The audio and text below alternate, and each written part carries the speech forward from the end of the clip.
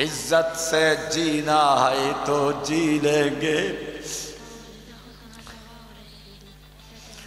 इज्जत से जीना है तो जी लेंगे या जाम शहादत पी लेंगे।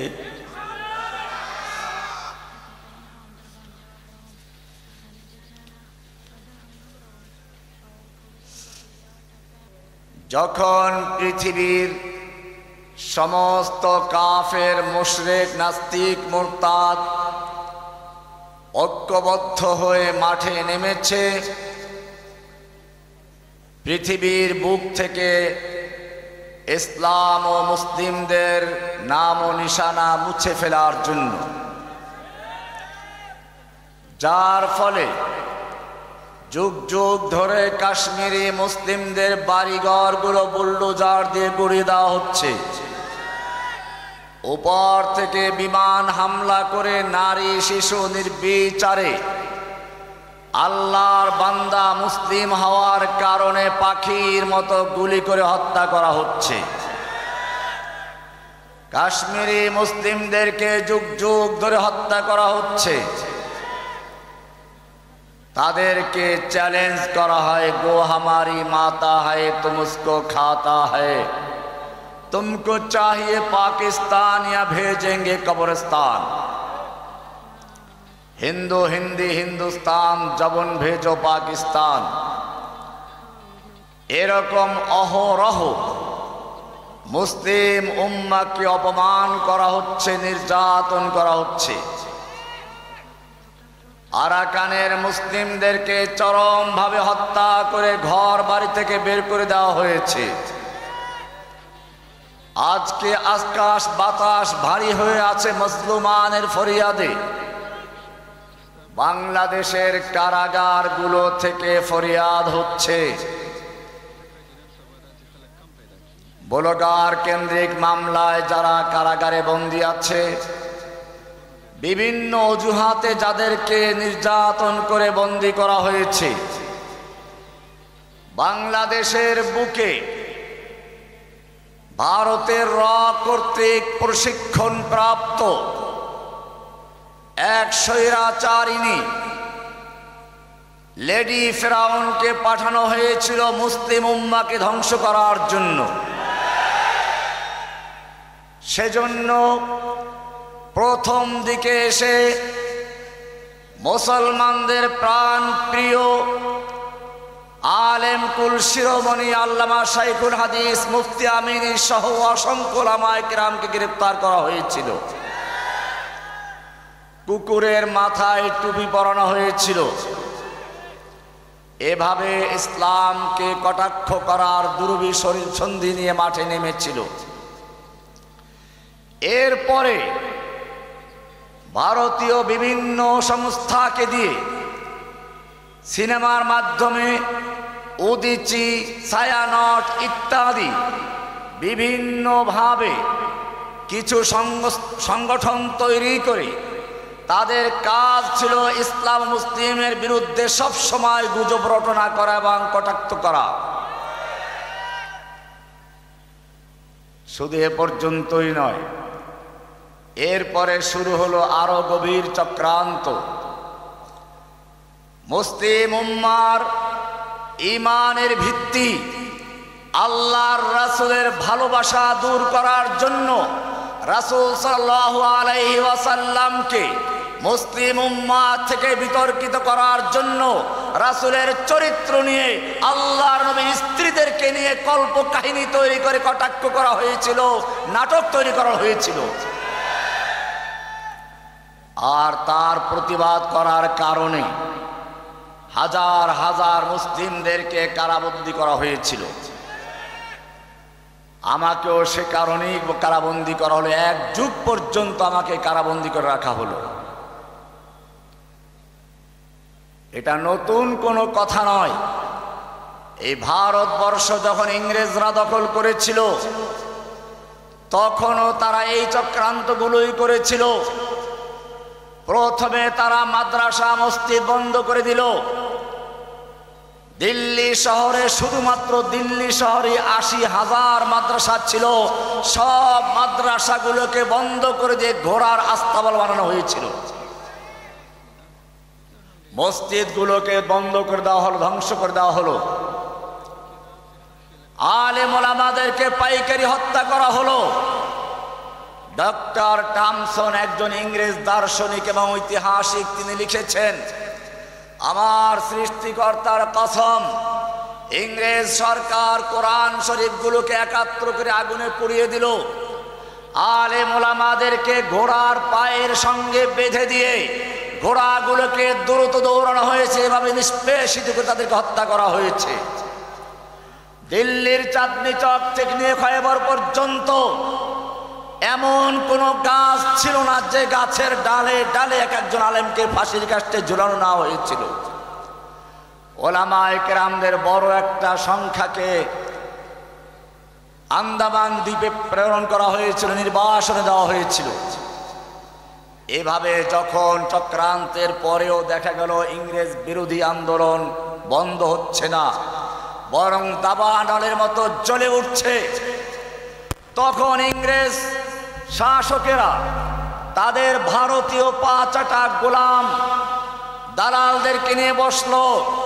তোমাদের পরামর্শ অনুযায়ী মাদ্রাসা বন্ধ করেছি, তোমাদের পরামর্শ অনুযায়ী মসজিদ বন্ধ করে দিয়েছি, কোরআন শরীফ পুড়িয়ে দিয়েছি, আলেমদেরকে হত্যা করেছি, আলেমদেরকে কারাবন্দী করেছি, নির্বাসিত করেছি, বলো তারপরেও কেন ইংরেজ বিরোধী আন্দোলন বন্ধ হচ্ছে না?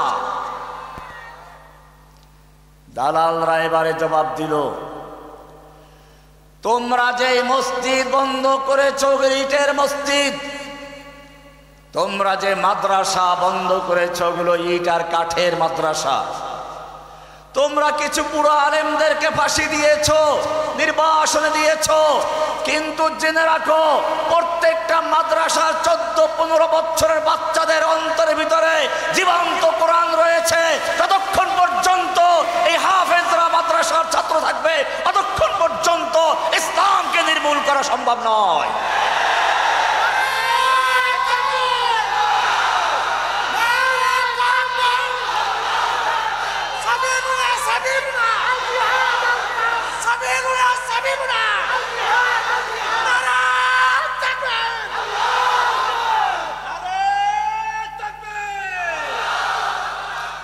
এবারে গভীর চক্রান্ত শুরু হলো। সেই চক্রান্ত আরো মারাত্মক চক্রান্ত। আমি বলে থাকি, কাফেরদের বোমা হামলার মাধ্যমে ইসলামের ক্ষতি হয় না, কিছু মুসলিম মারা যায়। বোমা হামলা করলো, কিছু লোক মারা গেল, কিন্তু ইসলামের কোনো পরিভাষার পরিবর্তন বিকৃতি করা সম্ভব হয় না। বরং ওই বোমা হামলার মাধ্যমে, কারা নির্যাতনের মাধ্যমে আরো দুর্বল ইমানগুলো তাজা হয়ে যায়। সুতরাং বোমা হামলার চেয়ে মারাত্মক বোমা তৈরি করলো। এবারে সেই দালাল আলেমরা পরামর্শ দিল, এইভাবে আলেমদের হত্যা করে, মাদ্রাসা বন্ধ করে, মসজিদ বন্ধ করে ইসলাম ধ্বংস করা যাবে না। ইসলাম যদি ধ্বংস করতে হয়, তাহলে ইসলামের মৌলিক কিছু পরিভাষার পরিবর্তন করতে হবে। জিহাদ সম্পর্কে ভিন্ন অর্থ করতে হবে। যতক্ষণ পর্যন্ত জিহাদি জজবা মুসলিম যুবকদের মধ্যে থাকবে, ততক্ষণ পর্যন্ত দুনিয়ার কোনো শক্তি তাদেরকে দমাতে পারবে না। সেই জন্য জিহাদ মানে ভিন্ন অর্থে, ভিন্ন খাতে প্রবাহিত করতে হবে। ফরিদউদ্দিন মাসউদকে দাঁড় করিয়ে দাও যাদের বিরুদ্ধে 1 লক্ষ মুফতির ফতোয়া সংগ্রহ করার জন্য। ফরিদউদ্দিন মাসউদকে দিয়ে ফতোয়া লেখানো হলো। ইংরেজরাও ফতোয়া লিখেছিল গোলাম আহমদ কাদিয়ানীকে দিয়ে। কাকে দিয়ে? ভারতবর্ষে সর্বপ্রথম যেই ব্যক্তি জিহাদের অর্থ বিকৃতি করে, সেই ব্যক্তির নাম গোলাম আহমদ কাদিয়ানী। এক পর্যায়ে সে লেখলো, जिहाद के नाम छोड़ दो ऐ भाइयों, इस्लाम में हराम है कत्लो किताल। जिहादेर नाम छेड़े दाओ है भाई। जिहाद के नाम पर इस्लाम में बदबू फैलाते हैं, जिहादेर नामे इस्लामे दुर्गंध ছড়ানো হচ্ছে। বুঝেছেন কিছু? এই রকম কোরআন ভালো, কিন্তু কোরআনের আয়াতের মধ্যে কিছু আয়াত আছে জিহাদ সম্পর্কে, এইগুলো বাদ দিলে ভালো হয়। জিহাদ থেকে সূক্ষ্মভাবে মুসলিম উম্মাহকে সরানোর চক্রান্ত করা হলো। এবারে মাদ্রাসা ধ্বংস করার পরিবর্তে তৈরি করা শুরু হলো, মডেল মসজিদ তৈরি করা শুরু হলো। উদ্দেশ্য হবে কি? জঙ্গিবাদ নির্মূল করা। আপনারা দেখেছেন 90 ইংরেজদের দালাল, রয়ের এজেন্ট যখন এই মসজিদগুলো উদ্বোধন করছিল, বারবার বলেছিল আমি নির্মাণ করেছি। দেখা গেল এই মিথ্যাবাদী, চরম মিথ্যাবাদী লোকটা সৌদি আরব থেকে অর্থ এনে নিজের গ্রামে চালিয়ে দিয়েছে।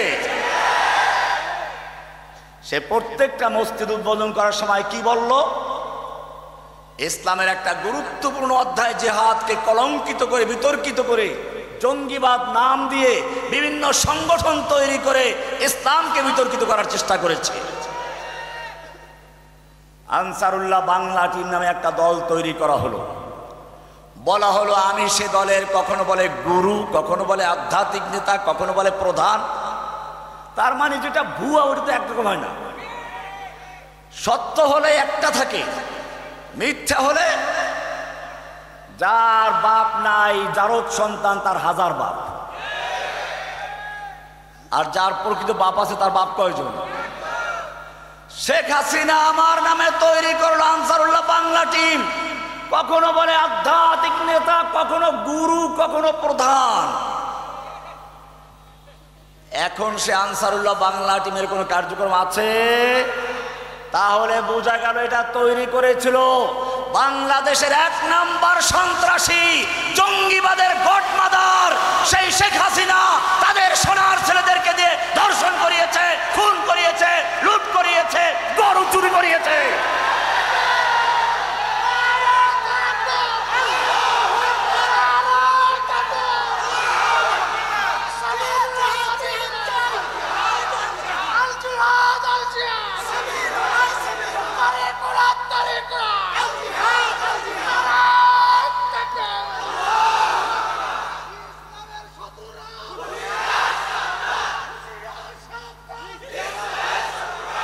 লুটপাট করতে করতে সব কিছু যখন শেষ হয়ে গেল, এরপরে লক্ষ লক্ষ কোটি, 18 লক্ষ কোটি টাকা ঋণগ্রস্ত করে বাংলাদেশের সমস্ত ব্যাংকগুলো খালি করে, যেখান থেকে এসেছিল ওই হিন্দুদের দুর্গা নাকি কৈলাস থেকে আসে, হাতিতে চড়ে আসে, গজে চড়ে আসে, নৌকায় চড়ে যায়, সেরকম ভাবে হেলিকপ্টারে চড়ে, কার্গো হেলিকপ্টারে চড়ে সব কিছু পালিয়ে চলে গেছে।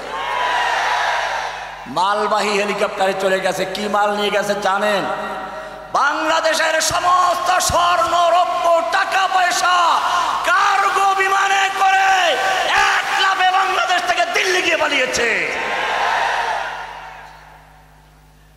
ইংরেজ সরকারের চক্রান্ত ছিল ইসলামের পরিভাষার পরিবর্তন করা। সেজন্য তারা মাদ্রাসা তৈরি করলো, প্রথম কলকাতা আলিয়া মাদ্রাসা। আমার এই আলোচনার উদ্দেশ্য আলিয়া মাদ্রাসাকে কটাক্ষ করা নয়, কারণ আলিয়ার, কওমিয়া সবগুলোর সিলেবাস একই ছিল। তখন ইংরেজ নিয়ন্ত্রিত ওলামায়ে দেওবন্দ ইংরেজদের বিরুদ্ধে দেওবন্দ তৈরি করেছিল, কিন্তু তারপরও সেখানে সীমিত জ্ঞান দেওয়া সম্ভব ছিল, যেমনটা বাংলাদেশে করা হয়েছিল। সেই আলিয়া মাদ্রাসা তৈরি করে সিলেবাস তৈরি করার দায়িত্ব দেওয়া হলো ডক্টর ম্যাকলি খ্রিস্টানকে। একজন নয়, দুজন নয়, 27 জন প্রিন্সিপাল ছিল খ্রিস্টান। বুখারী শরীফের দার্স দিত খ্রিস্টান। এদের বড় চক্রান্ত ছিল 2টা জিনিসকে ধ্বংস করা। 1 নাম্বার হচ্ছে ইসলামের মূল ভিত্তি তাওহীদকে বিকৃত করে দেওয়া। 2 নাম্বার ছিল, 1 ইকামতে দ্বীনের সবচেয়ে বড় অস্ত্র জিহাদকে বিকৃত করে দেওয়া। তাওহীদ এবং জিহাদ এই দুটো যদি না থাকে তাহলে ইসলামের কিছুই নাই। কারণ ইসলাম একটা দিন, ইসলাম একটা কি, এখানেও পরিবর্তন করা হয়েছে লাকুম দীনুকুম ওয়ালিয়া দিন দিয়ে, শুনেন নাই? আমি কি বলি শুনুন ভালো করে, লাকুম দীনুকুমের অর্থটা আসলে কি?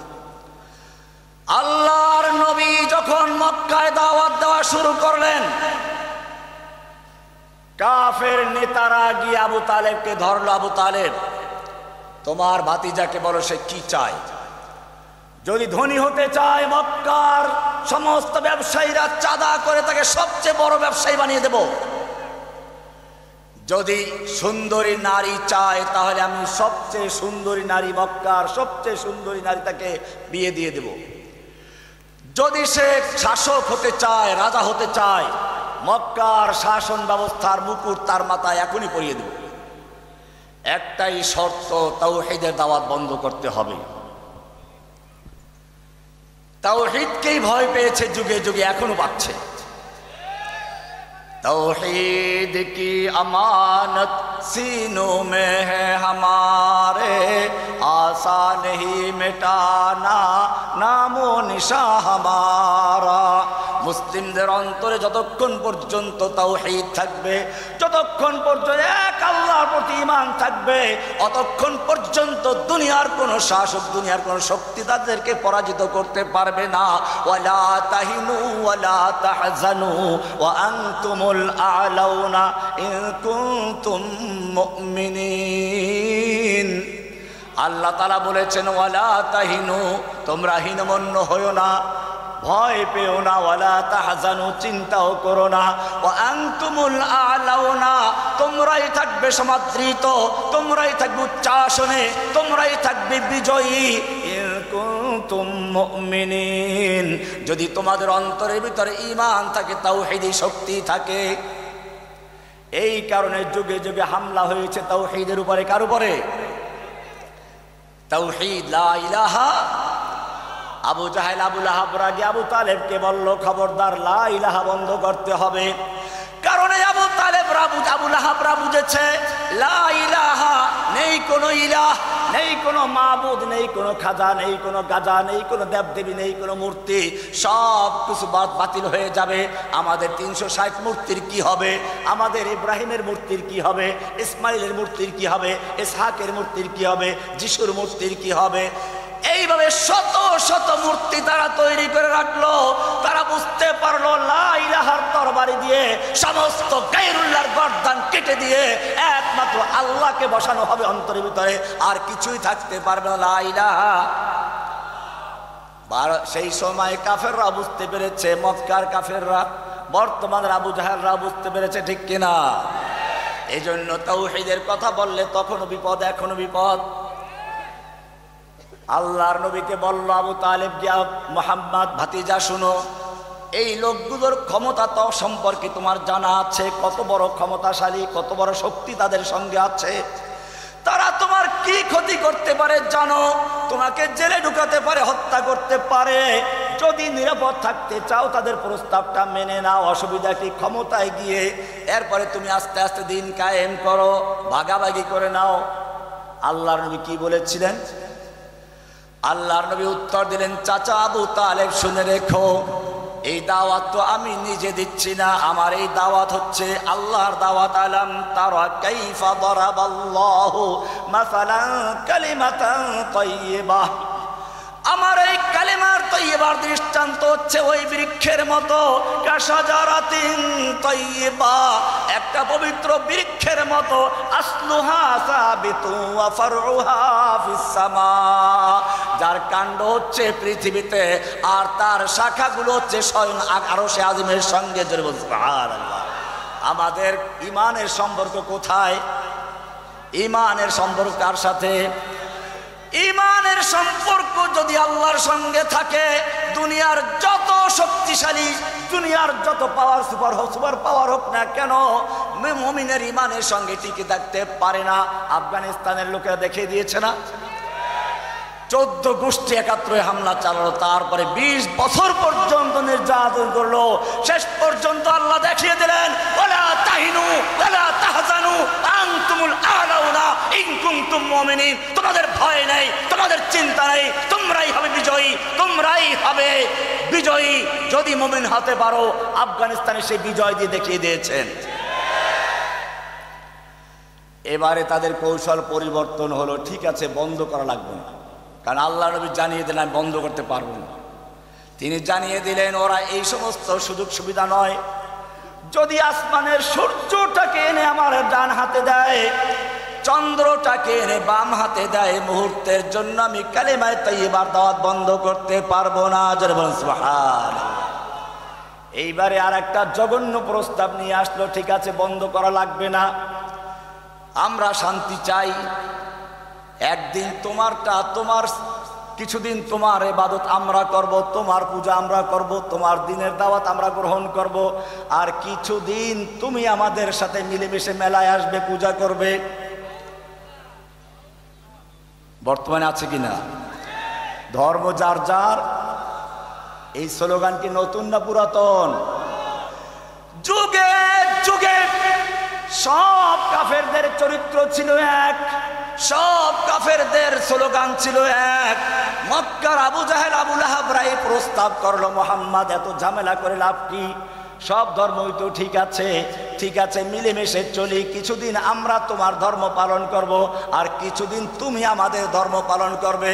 আমরা তোমার ঈদের দিনে তোমাদের বাড়িতে যাব, আর আমাদের পূজার সময় তুমি আমাদের বাড়িতে আসবে, মিলেমিশে চলি, সমস্যা কি? বুঝতে পেরেছেন? আজকে যারা এই প্রস্তাবগুলো নিয়ে ঘুরে তারা কার মুরিদ জানেন? আজকে যারা আমাদেরকে শিখায় ধর্ম যার যার, উৎসব সবার, পূজার মন্দিরে গিয়ে হাজির হয়, মন্দিরে গিয়ে মন্দিরের কথা বলে, আবার রুমাল টুমাল মাথায় কি যেন দেয়, কয়েকদিন পরে সিঁদুর মাথায়ও দেবে, ঠিক কিনা দেয় না একজনে? মক্কায় গিয়ে হজ করলো, পট্টি বানলো, কালা পট্টি বানলো, বোরকা পরলো, আবার মন্দিরে গিয়ে পূজায় গিয়ে সে সিঁদুর পরেছে। হজ্জে কাবা ভিকেয়া গঙ্গা কা স্নান বিলিয়া, খুশ রহে আল্লাহ ভি শয়তান ভি নারাজ না হো, খুশ রহে আল্লাহ ভি শয়তান ভি নারাজ না হো। এদের কাজ হলো আল্লাহ খুশি থাকুক, শয়তান যেন অসন্তুষ্ট না হয়। খুশ রহে আল্লাহ ভি, বলো, খুশ রহে আল্লাহ ভি শয়তান ভি নারাজ না হো। আল্লাহ খুশি থাকুক, শয়তানও যেন। এই প্ল্যান করা হলো। আল্লাহর নবীকে গিয়ে আবার প্রস্তাব করা হলো। এইবারের প্রস্তাবটা আরো জঘন্য প্রস্তাব, এই জন্য আল্লাহ নিজে উত্তর দিয়েছেন। কোরআন নাজিল হয়ে গেল, কুল্লিয়া আইয়ুহাল কাফিরুন,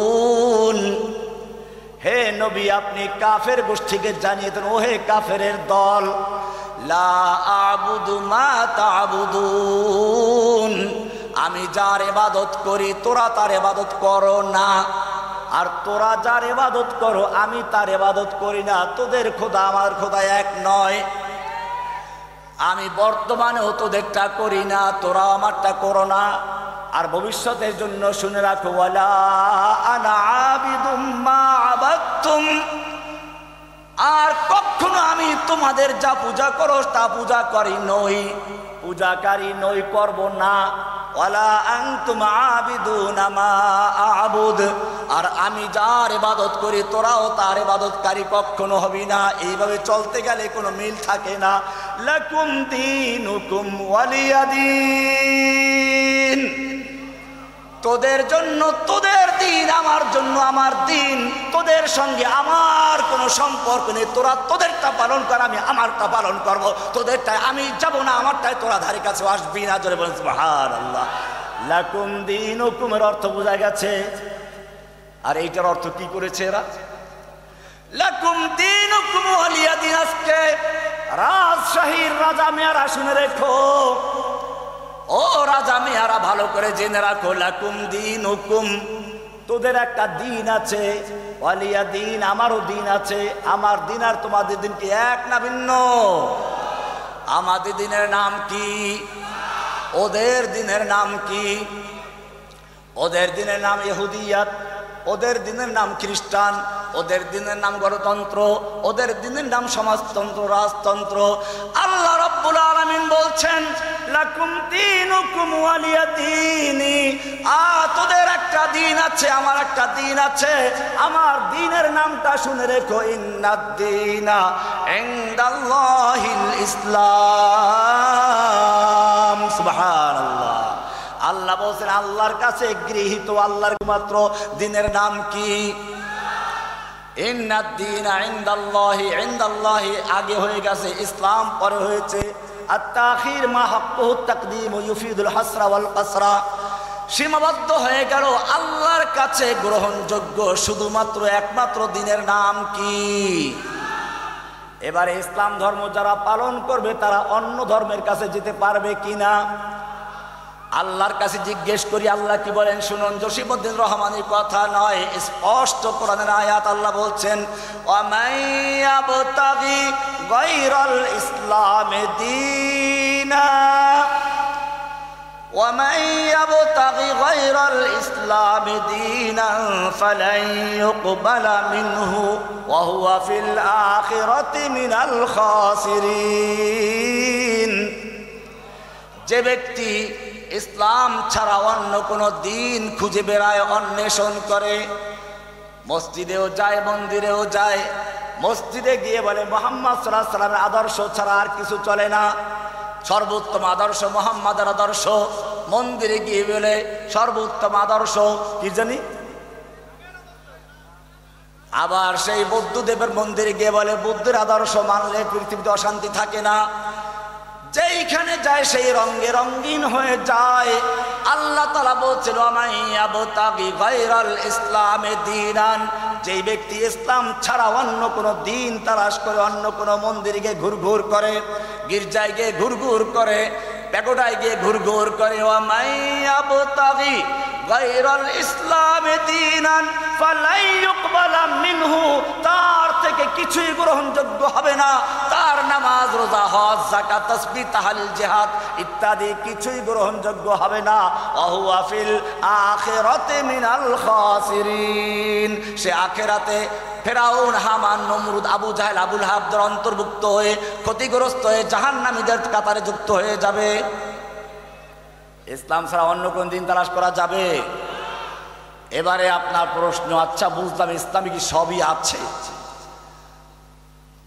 আল্লাহর নবী সাল্লাল্লাহু আলাইহি ওয়াসাল্লাম বসে আছেন, ওমর বিন খাত্তাব রাদিয়াল্লাহু তাআলা আনহু তাওরাতের একটা খণ্ড নিয়ে আসলেন। তাওরাত আল্লাহর আসমানি কিতাব, মুসা নবীর উপরে নাজিল হয়েছিল, সেই কিতাবের একটা অংশ আল্লাহর নবীর সামনে এনে বললেন ইয়া রাসূলুল্লাহ, আমরা তাওরাতে অনেক তো ভালো কথা শুনতে পাই, দেখতে পাই, একটু পড়ে শোনাই, কিছু লিখে রাখি। আল্লাহর নবী কোনো উত্তর দিলেন না, উনি পড়া শুরু করলেন। ওমর বিন খাত্তাব আল্লাহর নবীর চেহারার দিকে তাকালেন না। আল্লাহর নবীর চেহারা রাগে ক্ষোভে লাল হয়ে গেল। কান্না হাব্বার রুম্মান ফুকিয়া ফি ওয়াজহিহি, আনারের দানা যেরকম লাল টকটকে থাকে, আল্লাহর নবীর চেহারা যেন লাল টকটকে হয়ে গেল। আবু বকর সিদ্দিক রাদিয়াল্লাহু তাআলা আনহু বিষয়টা লক্ষ্য করলেন। তিনি বললেন ওমর, তুই যদি মরে যেতিস, সাকিলাতকা সাওয়াকিল ইয়া ওমর, ওমর তুই যদি মরে যেতিস, ওমর তুই যদি মরে যেতিস, ওমর তুই যদি মরে যেতিস। ওমরকে যদি মুসা নবী জীবিত থাকতো, ওয়া আদরাকা নবুওয়াতি, এবং আমার নবুওয়াত কাল পেত, মা ওয়াসিআহু ইল্লা ইত্তিবাই, তাহলে মুসা নবীর জন্য পরকালে মুক্তির কোনো ব্যবস্থা হতো না আমার উম্মত হওয়া ছাড়া, আমার ইত্তেবা করা ছাড়া। জোরে বলুন সুবহানাল্লাহ। পরিষ্কার হয়ে গেল আমাদের নবীর আগমনের পরে, আমাদের দিন ইসলাম আসার পরে আর কোনো দিন চলবে? সমস্ত দিন বাতিল, ইসলাম টিকে থাকবে। এই জন্য ইসলাম আগমন করেছে, ঠিক কিনা? এইবারে রাসূলের আগমনের উদ্দেশ্যটাও তাহলে জেনে রাখো। যেই দিন আল্লাহ তোমাদেরকে দিয়েছেন, আল্লাহ তাআলা কোরআনে বলেছেন এই দিন পরাজিত থাকবে না, এই দিনকে বিজয়ী করতে হবে। এই দিনকে বিজয়ী করার জন্যই রাসূলকে পাঠিয়েছি। আজকে যদি প্রশ্ন করি তোমাদেরকে, এক কথায় উত্তর দিবা, লিমাযা আরসালাল্লাহু রাসূলাহু বিল হুদা ওয়া দীনিল হক, আল্লাহ তাআলা কেন তার রাসূলকে হেদায়েত এবং দ্বীনে হক দিয়ে প্রেরণ করেছেন, কেন পাঠিয়েছেন? উত্তর কি হবে? লিইয়ুযহিরাহু আলাদ দীনি কুল্লিহি, অন্য সকল বাতিল দ্বীনের উপরে আল্লাহর দ্বীনে হকটাকে বিজয়ী করার জন্যই আল্লাহ রাসূলকে পাঠানো হয়েছে। কোরআন কারীমে সূরা তাওবার 33 নম্বর আয়াত, সূরা ফাতার 28 নম্বর আয়াত, সূরা সফের 9 নম্বর আয়াত একই কথা বলা হয়েছে, হুয়াল্লাযী আরসালা রাসূলাহু বিল হুদা ওয়া দীনিল হক লিইয়ুযহিরাহু আলাদ দীনি কুল্লিহি ওয়ালাউ কারিহাল কাফিরুন ওয়ালাউ কারিহাল মুশরিকুন ওয়া কাফা বিল্লাহি শাহীদা। তিন জায়গায় তিন রকম বলা হয়েছে, মূল বক্তব্য একই। আল্লাহ রাব্বুল আলামিন বলেন, আল্লাহ রাব্বুল আলামিন তার রাসূলকে হেদায়েত এবং দ্বীনে হক দিয়ে এজন্য প্রেরণ করেছেন যাতে করে সবার সাথে মিলেমিশে চলে। নাকি মন্দিরেও যাও, মসজিদেও যাও, রাতের বেলায় গিয়ে মন্দির পাহারাদারি করো এই জন্য নাকি? কি কঠিন অবস্থা। উनको तहदीब ने हर बंद से आजाद किया, लेके काबे से सनम खाने में आबाद किया। যেই মুসলিমদের কাজ ছিল রাতের বেলায় তাহাজ্জুদে দাঁড়িয়ে ইবাদত করবে আল্লাহর সামনে, সেই লোকগুলোকে শয়তান মসজিদ থেকে সরিয়ে নিয়ে, আল্লাহর দরবার থেকে সরিয়ে নিয়ে মূর্তির পাহারাদারির কাজে লাগিয়ে দিয়েছে। নাউযুবিল্লাহি মিন যালিক। उनको तहजीब ने हर बंद से आजाद किया, लेके काबे से सनम खाने में आबाद किया। ছিল কাবার পাহারাদার, হয়ে গেছে মন্দিরের পাহারাদার, ছিল তাওহীদের পাহারাদার, হয়ে গেল মূর্তির পাহারাদার। কেন ভাই এত অসহায় কেন? ভারত হামলা করবে এই জন্য। هو الذي أرسل رسوله بالهدى ودين الحق ليظهره على الدين كله। আল্লাহ তাআলা তার রাসূলকে দ্বীনে হক দিয়ে পাঠিয়েছেন কেন? অন্য সমস্ত দ্বীনে বাতিলের উপরে এই দ্বীনে হকটাকে বিজয়ী করার জন্য পাঠিয়েছেন। দ্বীনে হকটার নাম কি? দ্বীন ইসলাম। দ্বীনে হকের নাম কি? ইসলাম। জানলাম এই ইসলামের অর্থ কি? এটাও ইংরেজরা পরিবর্তন করেছে। আমি শুরুতেই বলেছিলাম কাফেরদের বোমা হামলার দ্বারা কিছু মুসলিম মারা যায়, ইসলামের কোনো পরিবর্তন হয় না, বরং ইসলাম যুগে যুগে কাফেরদের হামলার কারণে শক্তিশালী হয়েছে। হাসিনা আলেমদেরকে জেলখানায় ঢুকিয়েছিল, ইসলাম ক্ষতিগ্রস্ত হয়েছে না শক্তিশালী হয়েছে? যেই কয়েকজন আলেম জেলে গিয়েছে, আমার সামনে আছেন মীর ইদ্রিস সাহেব, চট্টগ্রামের সিংহ, শেরে চট্টগ্রাম, জেল খেটেছেন, হেফাজতের কেন্দ্রীয় নেতা, জেল খেটেছেন। জিজ্ঞেস করুন আগের চেয়ে তার ঈমান দুর্বল হয়েছে না শক্তিশালী হয়েছে? আপনাদের ধারণা কি? জেল খাটলে ঈমান শক্তিশালী হয়। স্বর্ণ যদি সুন্দরী নারীর গলার হার হতে চায়, কানের ফুল হতে চায়, তাকে আগুনে পোড়া খেতে হয়, হাতুড়ির বাড়ি খেতে হয়, তারপরে সে অলংকার হয়। ঠিক তেমনি ভাবে আল্লাহ রাব্বুল আলামিন যাদেরকে পছন্দ করেন, যাদেরকে ভালোবাসেন, দ্বীনের জন্য যাদেরকে কবুল করেন, তাদেরকে জেলখানায় নেন, তাদেরকে নির্যাতনের সম্মুখীন করেন। এরপরে যখন তারা কামিয়াব হয়ে যায়, আল্লাহ তাআলা বলেন ওয়াইদ বিতালা ইব্রাহিম রাব্বুহু বিকালিমাতিন ফাতাম্মাহুন্না। আল্লাহ বলছেন ইব্রাহিম আলাইহিস সালামকে আল্লাহ কিছু বিষয় নিয়ে পরীক্ষা করেছেন, তিনি পরীক্ষায় পাশ করেছেন। পাশ করার পরে কি বলেছেন? ক্বালা ইন্নী জাইলুকা লিন্নাসি ইমামা। আল্লাহ তাআলা বললেন ইব্রাহিম তুমি পরীক্ষায় পাশ করেছো, পরীক্ষায় তুমি শতভাগ পাশ করেছো, এবারে আমি তোমাকে মানুষের ইমাম বানিয়ে দেব, নেতা বানিয়ে দেব। জোরে বলো সুবহানাল্লাহ। পরীক্ষার পরে নেতা বানানো হয়, ঠিক কিনা? পরীক্ষার আগে নেতা হওয়া যায় না। ইব্রাহিম আলাইহিস সালাম সুযোগ পেয়ে বললেন আমিন যুররিয়াতি, আমার সন্তানদেরকেও ইমাম বানাও। পিসাবের ছেলে পিসাব হয় না? ইব্রাহিম আলাইহিস সালাম একটু দোয়া করছিলেন যে আমার সন্তানদেরকেও দাও। না না, ক্বালা লা ইয়ানালু আহদিয যালিমিন। পীরের পুত্র পীর হবে, ইমামের পুত্র ইমাম হবে, ইমাম কোনো জরুরি না, ইসলাম এটা সমর্থন করে না। এই আয়াত দ্বারা পরিষ্কার নিষেধ হয়ে গেছে। ইব্রাহিমকে আল্লাহ বলছেন পরীক্ষা করেছি তোমাকে, তোমার সন্তানদেরকে নয়। তোমার সন্তানদের মধ্যে যেই ব্যক্তি পরীক্ষায় পাশ করবে আমি তাকেও ইমাম বানিয়ে দিব। সুবহানাল্লাহ। وَإِذْ يَرْفَعُ إِبْرَاهِيمُ الْقَوَاعِدَ مِنَ الْبَيْتِ وَإِسْمَاعِيلُ, ইব্রাহিম ও ইসমাঈল দুজন মিলে পরীক্ষায় পাশ করেছে, আমি দুজনকে মুমিনদের জন্য ইমাম বানিয়ে দিয়েছি। পরীক্ষা দিতে হবে, পরীক্ষায় পাশ করলে কি হওয়া যাবে? ইংরেজরা বোম মারলো মুসলমানদের ইমানের উপরে। কোথায় মারলো? ইসলাম শব্দের অর্থ শিখালো শান্তি। কি শিখালো? ইসলাম মানে কি শান্তি। মাদ্রাসায় যারা পড়ে 2 ক্লাস পড়লে মিজান মুন সাহেব পড়ে, মুন সাহেব কিতাবটা খুলে দেখো পরিষ্কার লেখা আছে আল ইসলাম মুসলমান সুদান ওয়া গরদান নিহাদান বাতাত।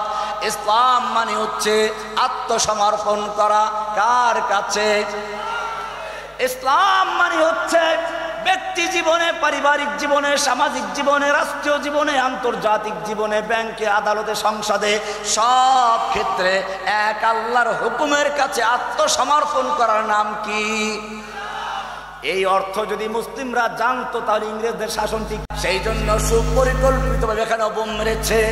এইখানে বোম মেরে ইসলামের অর্থ পরিবর্তন করে দিয়েছে। কাদিয়ানীদেরকে দিয়ে পরিবর্তন করেছে, ফরিদুদ্দিন মাসুদদেরকে দিয়ে পরিবর্তন করেছে। ঠিক কিনা?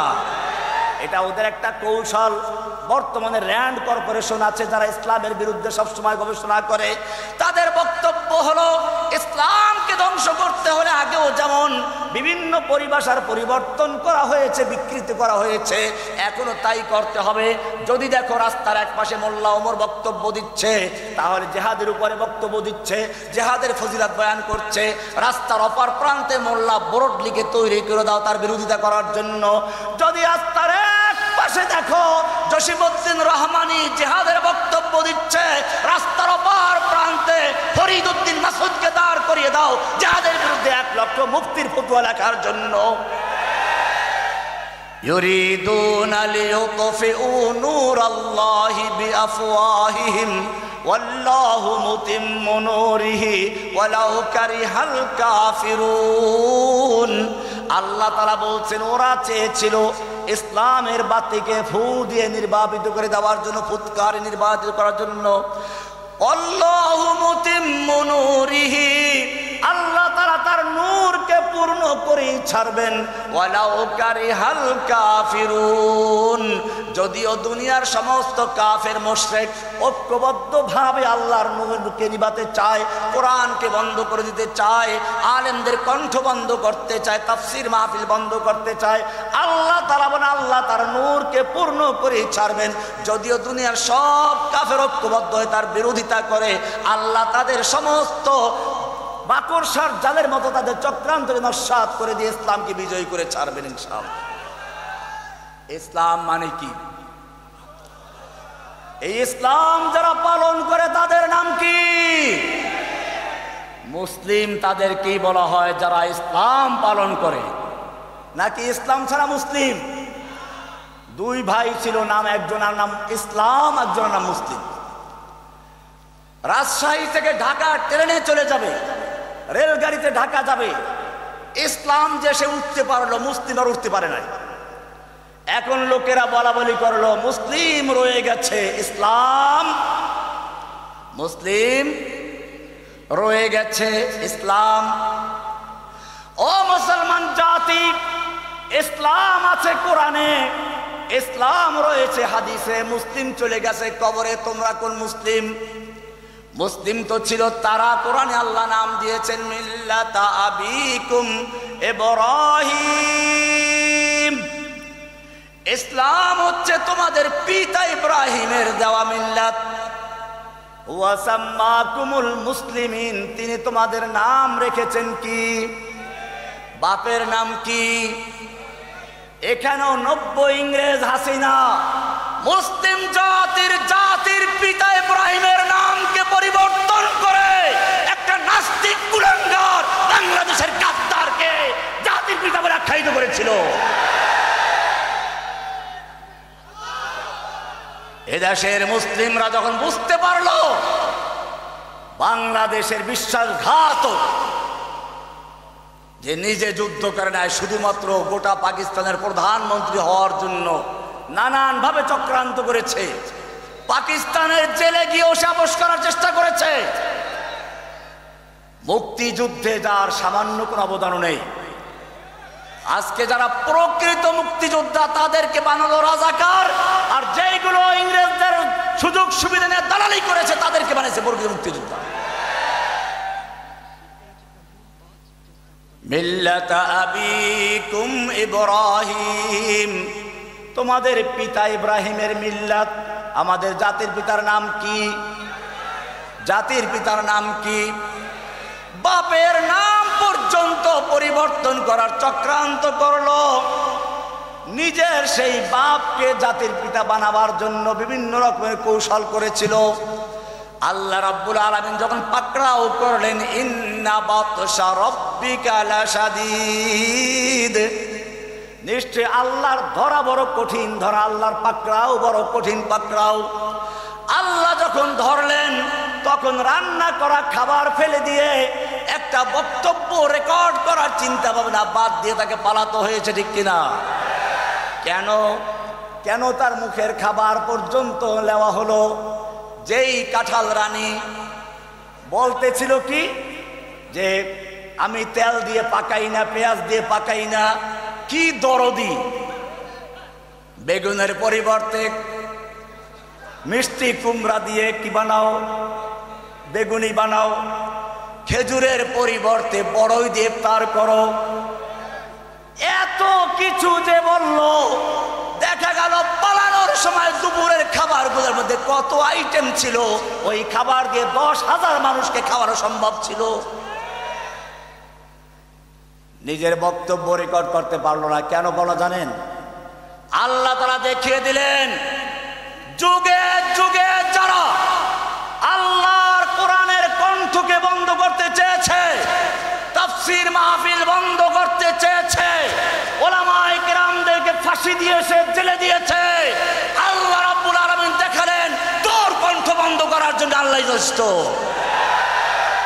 ইউরিদুনা লিইউতফিউ নূরাল্লাহি বিআফওয়াহিহিম ওয়াল্লাহু মুতিম্মু নূরিহি ওয়ালাউ কারিহাল কাফিরুন। পরিবর্তন করার চক্রান্ত করা হলো। আমাদের ধর্মের নাম কি?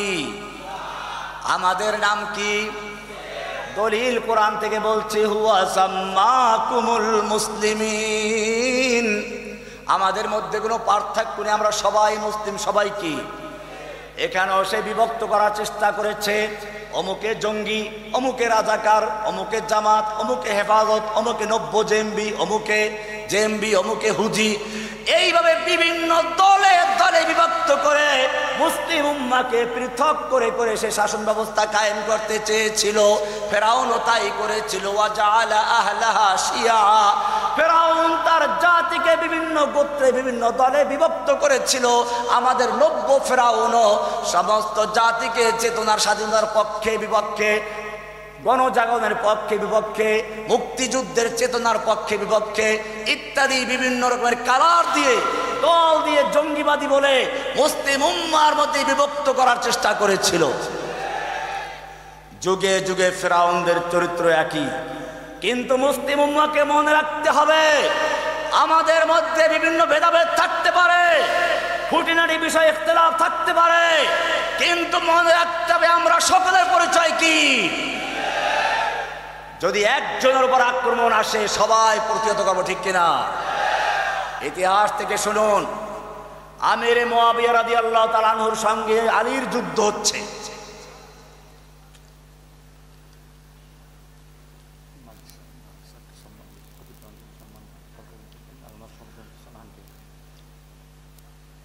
যুদ্ধ হচ্ছে আমির মুআবিয়া রাদিয়াল্লাহু তাআলার মধ্যে, আলীর মধ্যে। তৎকালীন সুপার পাওয়ার রোম সম্রাট এই সুযোগ নিয়ে মুসলিম খেলাফতকে ধ্বংস করার চক্রান্তের জাল আটলো। আমির মুআবিয়াকে পত্র লিখলো, আমি শুনেছি তোমার খলিফা তোমার বিরুদ্ধে যুদ্ধ করছে, তুমি যদি চাও তোমার পক্ষে রোম সম্রাট তার সর্বশক্তি দিয়ে তোমার পাশে দাঁড়াতে প্রস্তুত। কে বলেছে? রোম সম্রাট। কাকে বলেছে? যুগে যুগে এই সুযোগটাই নেওয়ার চেষ্টা করবে। এবারে শুনুন আমির মুআবিয়া রাদিয়াল্লাহু তাআলা কি উত্তর দিয়েছিলেন। ইয়া কালবার রোম, ওহে রোমের কুত্তা, আমার সঙ্গে আমার আমিরের বিরোধ চলছে, যুদ্ধ চলছে। এই সুযোগ নিয়ে যদি মুসলিম ভূখণ্ডের দিকে একটা কদম পড়াও, জেনে রাখবি আলীর পক্ষে যুদ্ধ করতে গিয়ে প্রথম যেই ব্যক্তি জীবন দিবে সেই ব্যক্তি আর কেউ নয়, সে হচ্ছে আমির মুআবিয়া রাদিয়াল্লাহু তাআলা।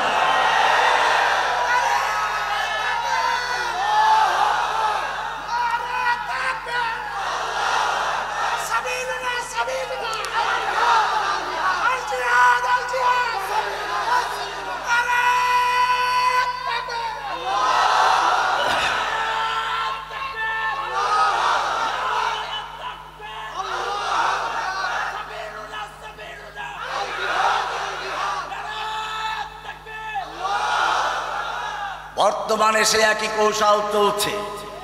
সাইদি সাহেবকে বানানো হলো রাজাকার, মামুনুল হক সাহেবকে বানানো হলো স্ত্রীকে দিয়ে মামলা, ধর্ষণ মামলা দিয়ে বিতর্কিত করা হলো, চক্রান্ত করা হলো।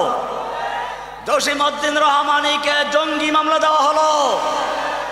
হেফাজতের নেতাদেরকেও সন্ত্রাস কি আগুন পোড়ানো মামলা দেওয়া হলো, গাড়ি ভাঙচুর, ককটেল বোমা ইত্যাদি কোরআন পোড়াবার মামলা দিয়েছে। কি বুজুর্গ, কি আল্লাহর ওলি! এই ভালো করে শুনে রেখো কোরআনের আয়াত। যারা বলো হাসিনা তাহাজ্জুদ পড়তো, আমি বলি আবু তালেবের চেয়ে কি বেশি বুজুর্গ ছিল? আবু তালেব আল্লাহর নবীর পক্ষে মৃত্যু পর্যন্ত লড়াই করে গেছে। আবু তালেব কবিতা পড়তো, আরবদের একজন বড় সাহিত্যিক ছিলেন আবু তালেব। আল্লাহর নবীর চাচা, ইসলাম কবুল করেন নাই কিন্তু সব রকম সাহায্য করেছেন। একটা কবিতা না বলে পারছি না। ওয়াল্লাহি লা ইয়াসিলু ইলাইকা বিজামিহিম, হে মুহাম্মদ আমার ভাতিজা শুনে রেখো, আল্লাহর কসম মক্কার সমস্ত কাফের যদি ঐক্যবদ্ধ হয়ে তোমার বিরুদ্ধে নেমে আসে, আল্লাহি লা ইয়াসিলু ইলাইকা বিজামিহিম, ওরা 14 গোষ্ঠী মিলে তোমার ধারে কাছে আসতে পারবে না, একটা পশম ছিঁড়তে পারবে না। হাত্তা ওয়াসাদা ফিত তুরাবি দাফিনা, যতক্ষণ পর্যন্ত আবু তালেবের দেহটা মাটির সঙ্গে মিশে না যাবে ততক্ষণ পর্যন্ত ওরা সব মিলে তোমার কাছে আসতে পারবে না। কে বলেছিল? কে বলেছিল? জান্নাতি না জাহান্নামী? কেন?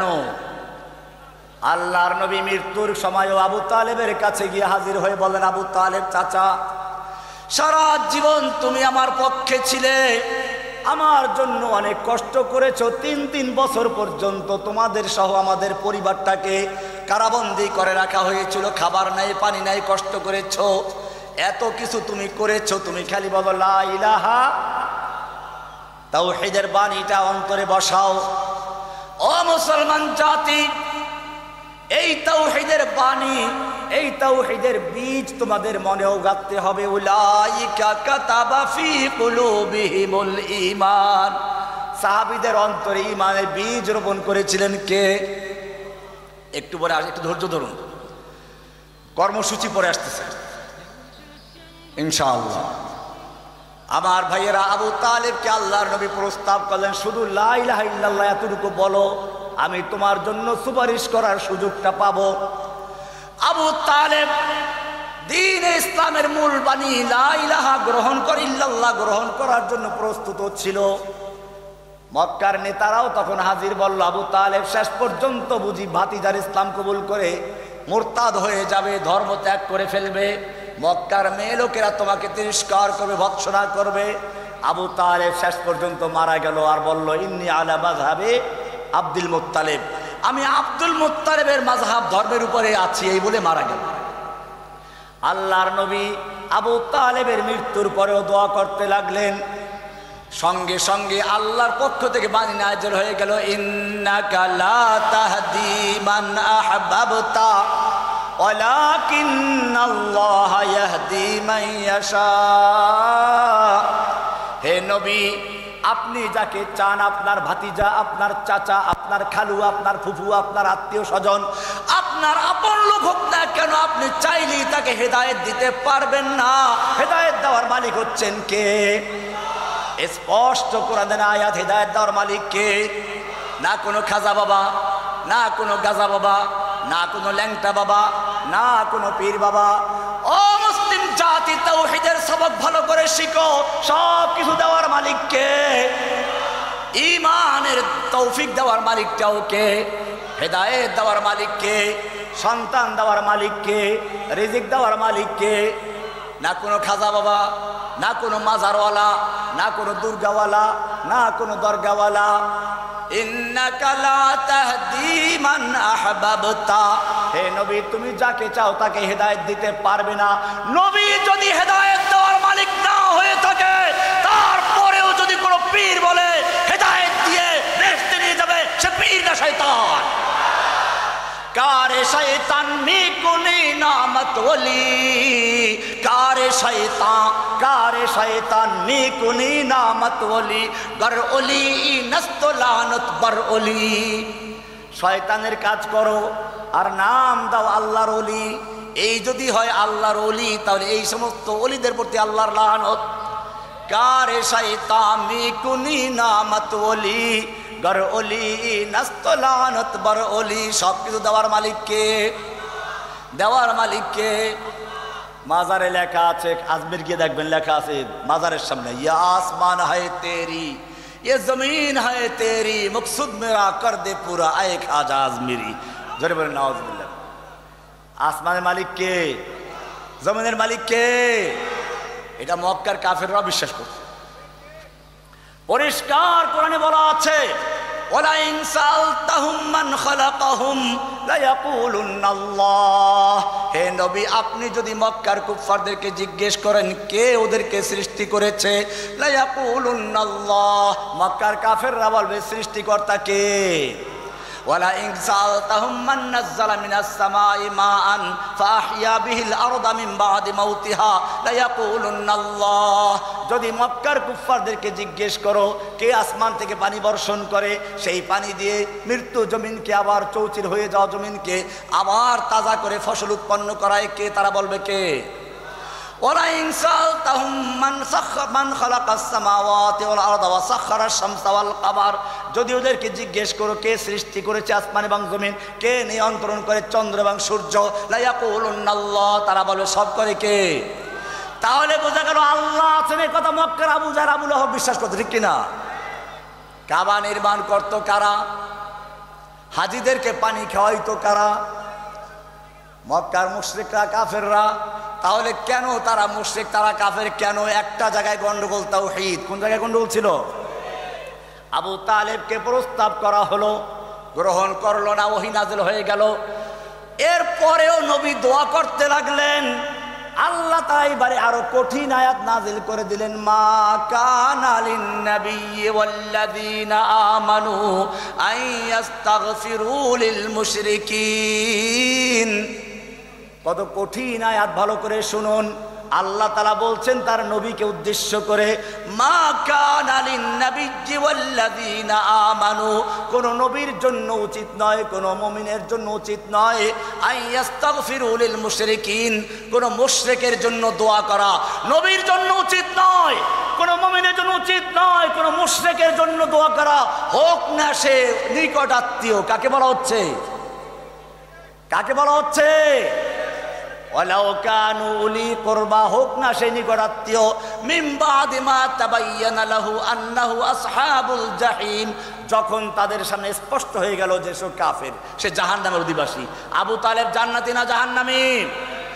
আবু তালেব জাহান্নামী যদি হয়, তাহলে যারা বর্তমানে একদিকে তাহাজ্জুদ পড়ার প্রচার করে, মসজিদ নির্মাণ করার প্রচার করে, অপরদিকে আল্লাহর দ্বীনকে নিয়ে কটূক্তি করে, আল্লাহর কোরআনকে নিয়ে তুচ্ছ-তাচ্ছিল্য করে, ওলামায়ে কেরামদেরকে ফাঁসি দেয়, ওলামায়ে কেরামদেরকে হত্যা করে, ওলামায়ে কেরামদেরকে জেলখানায় যায়, তাদের আমাদের কি অবস্থা হবে? কোরআনের সূরা নূরের 39 নম্বর আয়াত দেখুন, পরিষ্কার বলা আছে, আল্লাযীনা কাফারু আমালুহুম কাসারাবিম বিকিয়াহ। অনেক সময় আপনাদেরও প্রশ্ন থাকে যে কাফেররাও তো অনেক ভালো কাজ করে, হিন্দুরা অনেক ভালো কাজ করে, দান করে, খয়রাত করে, অনেক কিছু করে। হ্যাঁ, এগুলোর বিনিময় দুনিয়ায় পাওয়া সম্ভব। আবু তালেবও কাফের, আবু জাহেলও কাফের, আবু লাহাবও কাফের, সব কাফের সমান। কিন্তু জেনে রাখবেন, ঈমান যদি না থাকে, সে যত বড় ভালো কাজ করুক, তার আমলগুলো সম্পর্কে আল্লাহ বলছেন কাসারাবিন বিকিয়াতিন, মরিচিকা। কি বলা হয়েছে? সারাব মানে কি?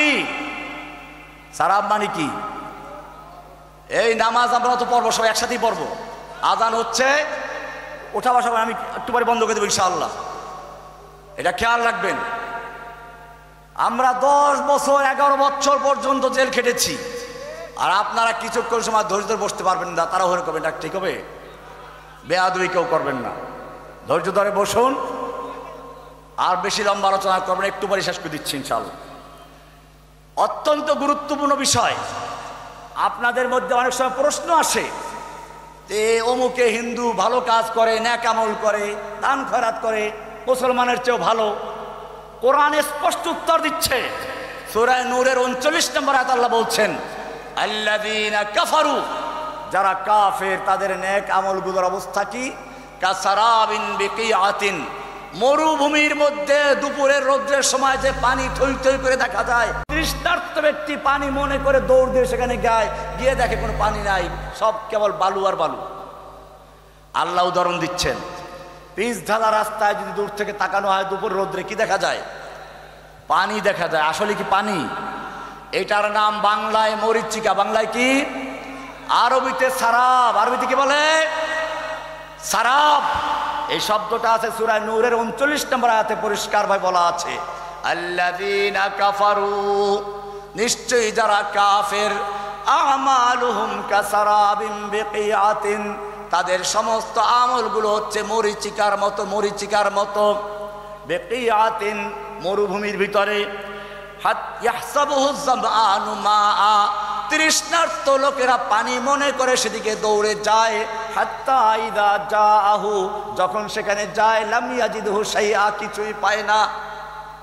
ঠিক তেমনি ভাবে দুনিয়ায় যে সমস্ত কাফের মুশরিক নাস্তিক মুরতাদেরা যত নেক আমল করুক না কেন, দান খয়রাত তাসবিহ তাহলিল যত কিছু করুক না কেন, সবগুলো মরিচিকা, সবগুলো কি? সুতরাং বুঝতে হবে, একদিকে আলেমদেরকে ফাঁসি দেওয়া হয়, একদিকে আলেমদের তাফসীর কোরআন মাহফিলকে বন্ধ করে দেওয়া হয়েছিল, ওলামায়ে কেরামদেরকে দিয়ে কারাগার বন্দি ভরে দেওয়া হয়েছিল, আর একদিকে আমাদেরকে গান শোনানো হয়, তাহাজ্জুদের গান, দান খয়রাতের গান, মসজিদ নির্মাণের গান। এর কোনো মূল্য আছে? সবগুলো কি মরিচিকা? সবগুলো কি? কে বলেছেন? সুতরাং বুঝতে হবে, এই সমস্ত নাস্তিক মুরতাদেরা যুগে যুগে কোরআনকে পরিবর্তন করার চেষ্টা করেছে। ফেরাউনরা চেষ্টা করেছে, ইংরেজরা চেষ্টা করেছে, বর্তমান যুগের কুফাররাও চেষ্টা করে যাচ্ছে, ঠিক কিনা? এরা চেষ্টা করে যাচ্ছে আমাদের মধ্যে আবার বিভক্তি তৈরি করার জন্য। আমার বক্তব্যর একটা শব্দ যদি ভুল ধরতে পারে, মাশাআল্লাহ, তোলপাড় হয়ে যায়। আমি এক জায়গায় কি প্রসঙ্গে জানি বলেছি, ভেড়ার পাল, আর তো শুরু পেয়েছি। আমি আমার উলামায়ে কেরামদেরকে বলবো, আর কখনো কাফেরদের ফাঁদে পা দিবেন না, আমাদের শব্দ শব্দ বিশ্লেষণ করে ভুল ধরার চেষ্টা করবেন না। বক্তব্য দেওয়ার ক্ষেত্রে উদাহরণ সেট করা হয় একটা অংশ দিয়ে। আরবি যারা পড়েন তারা জানেন তাসবিহ বলা হয় জায়েদ বাঘের মতো। কোন দিক দিয়ে? শক্তির দিক দিয়ে। কোন দিক দিয়ে? না সব দিক দিয়ে। এখন আমরা বললাম ও লোকটা সিংহ, সিংহ পুরুষ। এই যে বললাম আমাদের চিটাগাঙ্গের সিংহ পুরুষ মীর ইদ্রিস সাহেব, এখন আপনি কি ওনার লেজ তালাশ করা শুরু করলেন? লেজটা কই, ওনার থাবাটা কই, পাঞ্জাটা কই, পাবেন খুঁজে? মনে রাখতে হবে তাসবিহ দেওয়া হয় কোনো একটা বিশেষ দিক দিয়ে। আমাদের কথা বোঝার জন্য এলেমের দরকার। কেবল ভুল ধরার জন্য নিজের মূর্খতা পেশ করো না। ইদা আতাতকা মাযাম্মাতি মিন নাকিসিন ফাহিয়া শাহাদাতু লি বিআন্নী কাযিবু। যখন অল্প শিক্ষিত মূর্খ অশিক্ষিত লোকেরা আমাদের ভুল ধরা শুরু করবে, তখনই বুঝতে হবে যে আমরা ময়দানে কাজ করছি বলে ভুল ধরা হচ্ছে। আমার কথা নয়, ওলামায়ে কেরামদেরকে বলবো, আমি আপনাদের পরিবারের লোক, কুফফারদের ফাঁদে পা দিবেন না। আমি তোমাদেরকে বলবো ওলামায়ে কেরামদের নেতৃত্বে কাজ করো। ওলামায়ে কেরামদেরকে বলবো এই ছেলেদেরকে নিয়ে কাজ করুন, কারণ এদের জজবা আছে, শক্তি আছে। যে কোনো আন্দোলন সফল করতে হলে তিনটা জিনিসের প্রয়োজন। কয়টা জিনিস? ভালো করে মুখস্থ করো। ওলামায়ে কেরামদের নেতৃত্ব, যুবকের রক্ত, ধনীদের অর্থ। কয়টা? কি কি? ওলামায়ে কেরামদের নেতৃত্ব, যুবকের রক্ত, ধনীদের অর্থ। তিনটা সমন্বয় যখন হবে তখন সে আন্দোলন হবে না ব্যর্থ। বুঝে আসলো কিছু? ওলামায়ে কেরামদের মর্যাদা উপলব্ধি করো। কোরআন পরিষ্কার সাক্ষ্য দিয়েছে ওলামাদের সম্পর্কে, ইন্নামা ইয়াখশাল্লাহা মিন ইবাদিহিল উলামা। আমি এগুলো ব্যাখ্যা করতে অনেক সময় লাগবে, শেষ করে দিচ্ছি। কোরআন বলছে কুল হাল ইয়াস্তাবিল্লাযীনা ইয়ালামুনা ওয়াল্লাযীনা লা ইয়ালামুন। আল্লাহর রাসূল বলেছেন আল উলামা ওয়ারাসাতুল আম্বিয়া। ওলামাদের এত মর্যাদা, সুতরাং তোমরা ওলামাদের নেতৃত্বে কাজ করবে। ওলামাদেরকে বলবো যুবকদের কাজে লাগাবেন। ওরা ভুল করতে পারে তাই বলে ধাক্কা দেওয়া যাবে না, ঠিক কিনা? বাচ্চারা অনেক সময় মা বাবার গালে থাপ্পড় মারে কিনা? মা বাবা কি ফেলে দেয়? ঠিক তেমনি ভাবে আমার এই সন্তানগুলো যারা দূর দরাজ থেকে এসেছে, এখন জিজ্ঞেস করলে পাওয়া যাবে চাপাই থেকে এসেছে, কেউ সে রংপুর থেকে এসেছে। কেন এসেছে? কোরআনকে ভালোবাসে, আল্লাহকে ভালোবাসে। ভুল ভ্রান্তি করলেও তারা আল্লাহর জন্যই করে।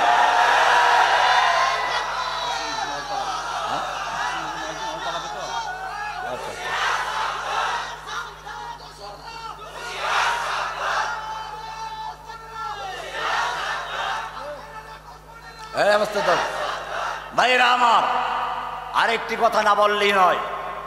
আল্লাহর নবী দাওয়াত শুরু করেছেন, মক্কায় তাওহীদের আওয়াজ তুলেছেন। রাতের অন্ধকারে ইচ্ছে করলে খানায় কাবার আশপাশে 360টা মূর্তি ছিল, কিছু ভাঙতে পারতেন কিনা? আবু বকর, ওমর, ওসমানের মতো লোক তার সঙ্গে আছে, হামজার মতো বীর যোদ্ধা তার সঙ্গে আছে। রাতের অন্ধকারে কয়েকটা মূর্তি ভাঙা কোনো ব্যাপার ছিল? ভেঙ্গেছিলেন। কেন ভাঙ্গেন নাই? এর মূল কারণ হচ্ছে এই, এখন যদি আমি কয়েকটা মূর্তি ভেঙ্গে দেই, ওরা কালকে আবার পাথর দিয়ে আরো শক্ত করে বানাবে, ঠিক কিনা? কাজী এরকম পাথরের মূর্তি ভাঙ্গে নয়। আমার কাজ হচ্ছে তাওহীদের দাওয়াতের মাধ্যমে ওদের অন্তরের থেকে সমস্ত মূর্তিগুলো দূর করে দেওয়া।